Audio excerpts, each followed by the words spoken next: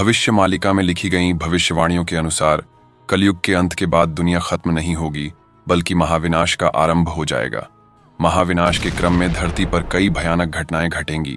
कलयुग खत्म होने के बाद दुनिया महाविनाश की तरफ बढ़ेगी और युद्ध और प्राकृतिक आपदाओं का दौर शुरू हो जाएगा। कलयुग के अभी केवल 5,500 साल ही बीते हैं, लेकिन दुनिया में जिस रफ्तार से अपराध बढ़ रहे हैं उसे देखकर लगता है कि कलयुग अपनी चरम सीमा की तरफ तेजी से बढ़ रहा है। कलयुग की गति के बारे में भविष्य पुराण, विष्णु पुराण, कल की पुराण सहित कई पुराणों में कई भविष्यवाणियां की गई हैं। 500 साल पहले संत अच्युतानंद दास जी ने कुछ अन्य संतों के साथ मिलकर भविष्य मालिका लिखी थी। भविष्य मालिका में कलयुग के 3 चरणों के बारे में लिखा गया है। भविष्य मालिका के अनुसार दुनिया का अंत ऐसे ही नहीं होगा, बल्कि धरती 3 चरणों से होकर गुजरेगी। सबसे पहले कलयुग का अंत होगा, फिर महाविनाश शुरू होगा और फिर अंत में एक नए युग का आरंभ होगा। आइए जानते हैं कलयुग के पहले चरण यानी कलयुग के अंत के समय क्या होगा।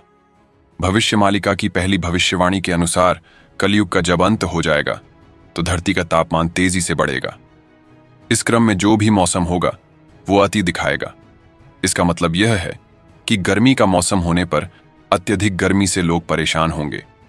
वहीं सर्दी भी इतनी कंपकपाती होगी कि लोगों के हाथ पैर तक सुन्न पड़ जाएंगे।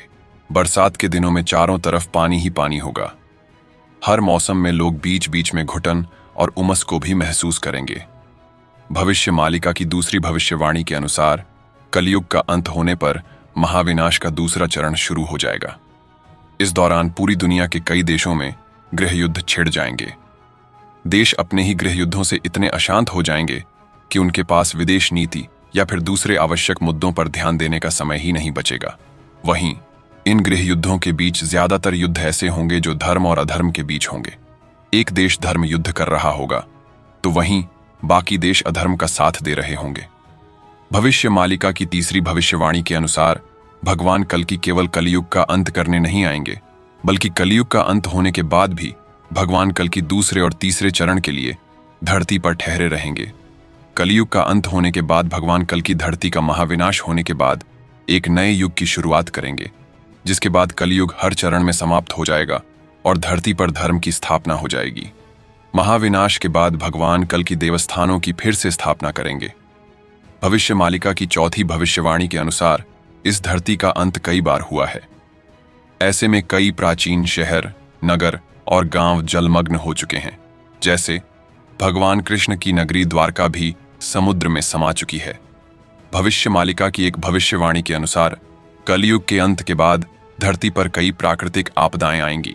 बाढ़, सुनामी, भूकंप के आने के बाद सदियों पहले डूब चुके दिव्य प्राचीन शहर फिर से दिखने लगेंगे। ऐसे में कुछ भविष्यवक्ताओं के अनुसार कलयुग के अंत में श्री कृष्ण की दिव्य द्वारका नगरी जैसे कई और प्राचीन शहर फिर से दिखाई दे सकते हैं।